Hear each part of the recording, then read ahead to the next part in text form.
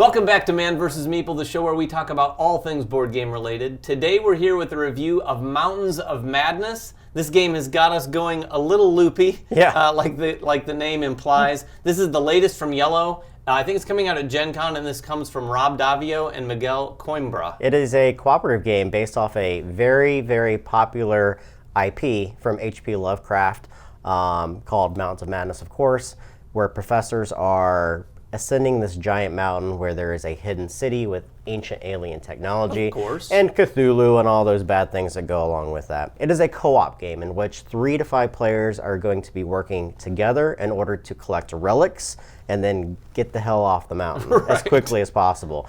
The board itself is represented by a number of tiles that are going to be mixed. You're going to have coast, mountains, cities, the edge of madness, and then escape route. Each of these get progressively harder and require more equipment that you'll be contributing to communally as a group. Yeah, and I think there's a couple or a few extra of each of these in the game box so that you... Some variety.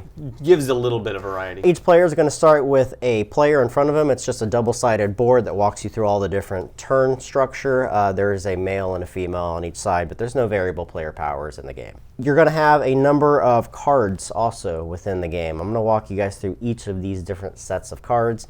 You have madness cards. These madness cards are going to be distributed through the course of the game and give some flavor to what a player is allowed to and not allowed to do during one very specific portion of the gameplay. To put it mildly, for sure, those are where the flavor of this game come into play. We'll come back to that for sure. Yeah. There are injuries. You're going to start with an X number of injuries within the discard pile. You're going to be trying to get rid of these injuries and collect enough relics to counterbalance each other before you're able to leave the mountain. Yeah, there's, like any good co-op, there is literally just one way to win, and then a Slew ridiculous amount of ways to lose, but you have to get off the mountain and have fewer injuries than you do relics. There is a stack of equipment cards. There's 4 different types of equipment. You have crates, weapons, tools, and books.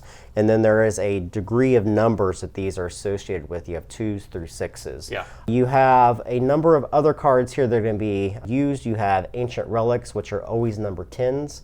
And then you have all the relic cards. All these are face up because you're going to be able to go through the stack and find specific ones when you complete certain objectives. You have a timer, and this timer is awesome. It is red sand. Red sand, right. And it's a 30-second timer. It's going to be used during the encounter phase of the game. This is when players are going to be talking back and forth, trying to figure out what they want to contribute to the leader. The leader is represented by a dog sled. On this dog sled, you have a couple different areas. The first area is for your leadership tokens. At the start of every single game, you're going to have 6 of these to be able to use during very specific parts of the gameplay. And then you have a sled area where you're going to be contributing equipment. Everyone's throwing their equipment onto this. Yeah. Face down. Face down, so players don't know. The tiles themselves, when you flip them over, you'll find basically some flavor text, as well as the core aspect of it, which is the objective that you need to complete there. So it's going to have one of those icons, 2 of those icons perhaps, with a number or a range of numbers associated with them. Each round, a new player is going to be the leader. This is going to be passed to the left on every round. You're going to start with your plane down at the bottom, and you're going to be able to move onto one of these areas on the bottom.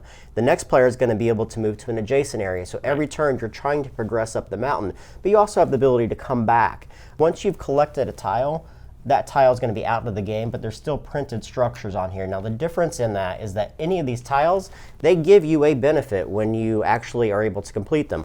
All the other areas, if you do decide to come back down the mountain, you still have to complete those objectives, but you don't get anything for them. Right. The benefit of going there is it allows you to move and you know what you're getting yourself into. Right. Whereas these other ones, you flip over the tile and you may not be prepared to overcome it. Again, to talk basically about the gameplay, why are you trying to complete these tiles? Well, they always give you something special. Typically, they're going to give you the ability to search or look at different areas, to heal injuries out of your discard pile, and to find very specific ancient relics, which are these, which will go in front of you.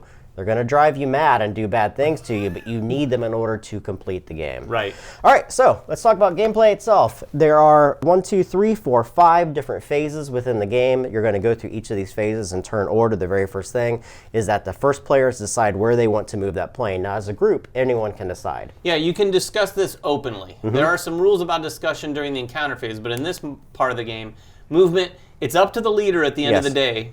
They can ignore everything everyone else says at the table, but everyone gets to discuss, figure out where you want to go. And like Jeremy said, you might want to go up the mountain quickly, but you want to grab relics, so you kind of want to do a little bit of exploring as well. That's right.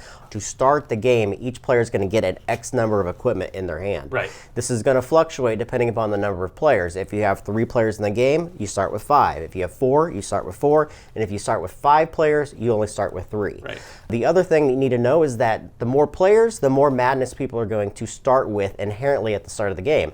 If you have 3 players, no one has any madness. But as you get progressively higher in the player scale, some people will be mad right from the start. Let's talk about these madness cards. Yeah, before we got to get into to the madness cards. The madness cards are awesome. So there's 3 degrees of levels in them. There's level 1, level 2, level 3. Anytime you collect a new card, the old card goes away. So if I have a level 1 and I collect a level 2, I get rid of the level 1 and I inflict myself with a level 2 madness. Now, talk about what the madness cards do, because this is cool.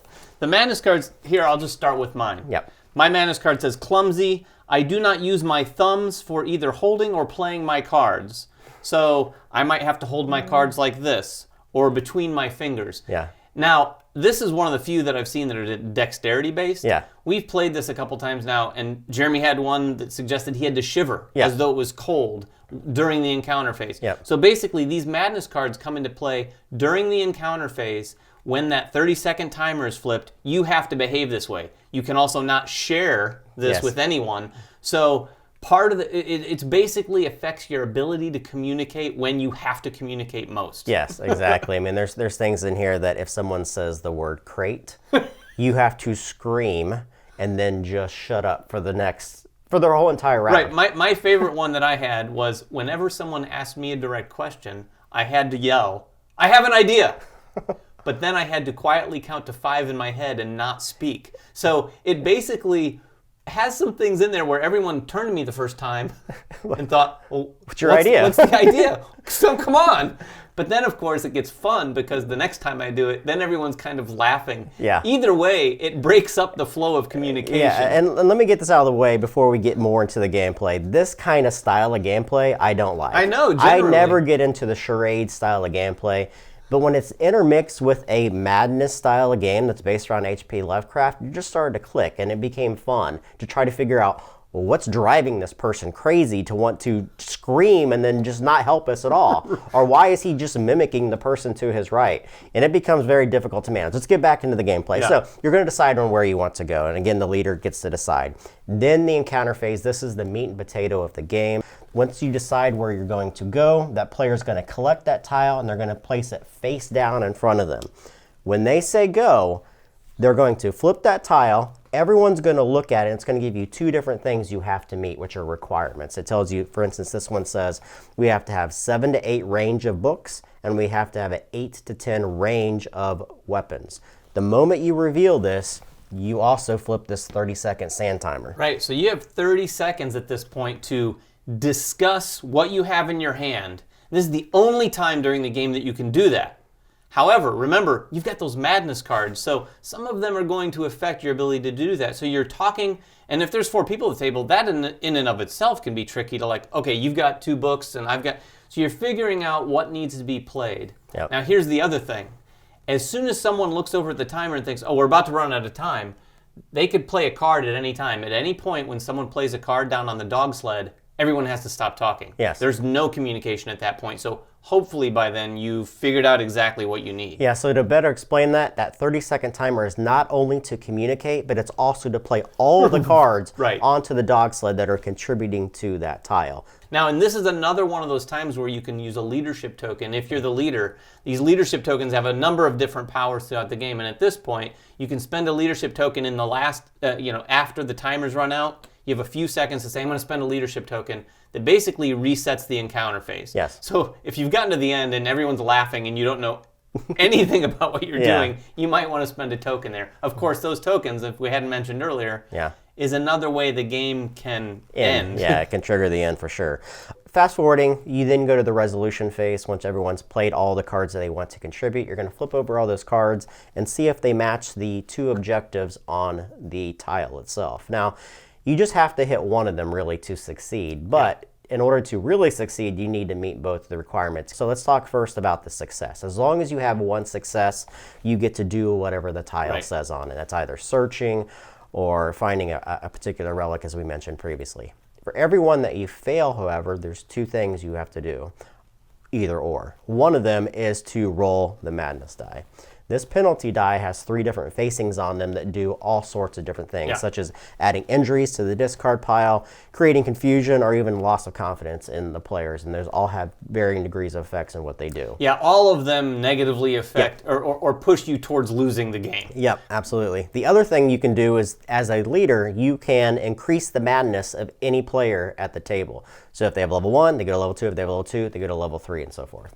Once the resolution phase is done, then you get to draw back up to your hand limit. And again, that's different depending upon the number of players.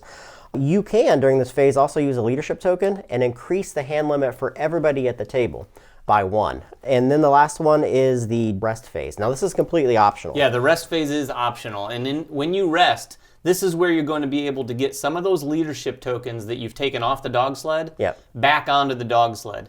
Now, when you do rest, you lose one of those leadership tokens permanently.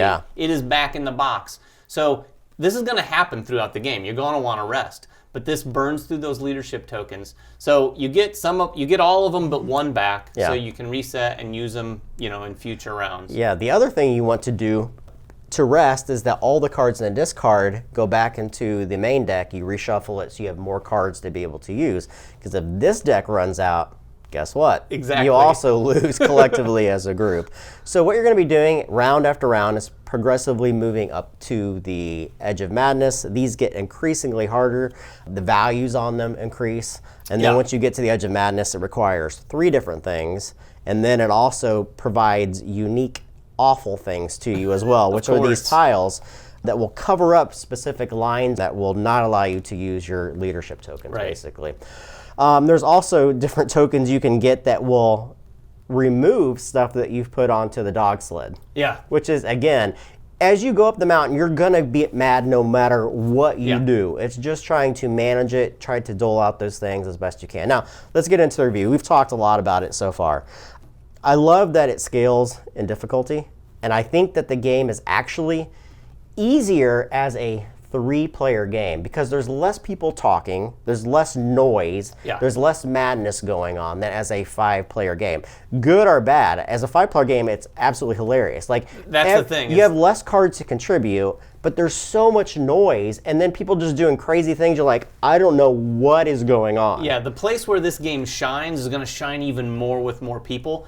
It's certainly not a party game, but it starts to feel that way because the madness cards can sometimes be so fun just to watch unfold. Yeah, and your mileage is definitely going to vary. If you don't like those style of charade games where people are just doing crazy stuff, you may not like this. But also, on the flip side, it is H.P. Lovecraft, and it totally embraces the IP of that. The icons. You talk about them. Yeah, so this thing, they take this madness to a whole new level. They totally break the 4th wall. Yeah. In fact, they do so much that we were a little confused in interpreting the rules for a second, and then we were like, oh my gosh, that's wonderful.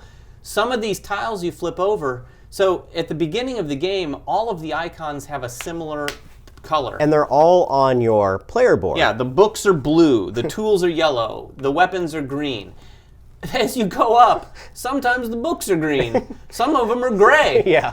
So they start messing with the colors, and we're like, what does that mean? We looked in the rule book, and we were like, we have no idea. We jokingly said, maybe we're going mad. And that's exactly what the deal was. So they've basically broken the 4th wall. And then even on these escape tiles, you flip those over, and all of the icons are sort of twisted around. Some of them are rainbow colored. We were actually fooled. Even after we'd figured that out, we were fooled in our first game, where we'd played through one of the rounds and thought, well, we didn't achieve that, and we'd realized that the icon was not what we thought it was because it was yellow, and we assumed that was tools, but it wasn't. That is fantastic. That's one of those things when once we realized that, we're like, oh, this is a really cool game.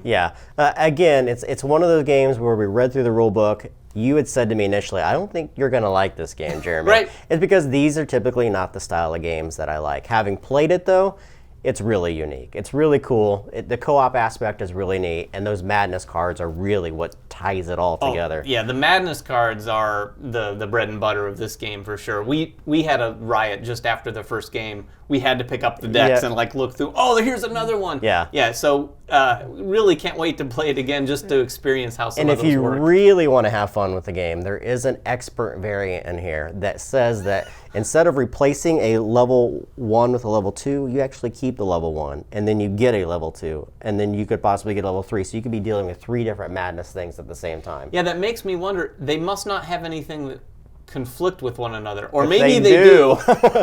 Yeah. So anyway, Mountains of Madness. This one's coming out at Gen Con. It's from Iello. Go check it out. If you guys have questions about it, make them in the comments below. Subscribe to us. Follow us on Facebook. Like us on Twitter. If I said that backwards, the other way around. I have an idea. And we will catch you guys next time. Bye-bye. Season 1 of Man vs. Meeple is sponsored by our friends at TMG Games. And at Cool Stuff Inc. Cool stuff in stock at coolstuffinc.com.